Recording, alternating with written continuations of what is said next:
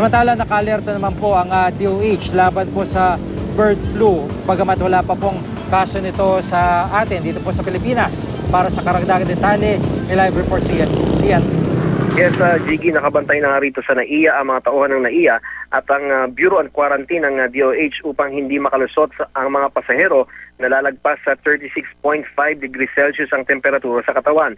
Dumaraan sa thermal scanner ang lahat ng mga pasahero na mula sa ibang bansa, tutunog at may kulay green sa monitor kung lalagpas nga ng 36.5 degrees ang temperatura. Jiggy, may yellow card checklist na ibibigay sa mga pasahero na may mga sintomas ng flu at ayon sa National Epidemiology Center na nanatiling bird flu free ang ating bansa. Pero ayon kay ASEC Eric Tayag, nanatili raw sila nakamonitor sa sitwasyon lalo sa 140 cases sa China ay mahigit 4 na po na raw ang napaulat na nasawi. Mabagsik daw ang virus at ang mga sintomas nga nito ay lagnat, pamamaga ng lalamunan at hirap sa paghinga. May bakuna na raw para rito ang China pero hindi pa nga ginagamit dahil hindi pa raw kasi nakikitang pagkalat nito ng human to human. Ang mga nahawa na tao ay yung mga nagpupunta lamang o nagpunta sa live poultry farms.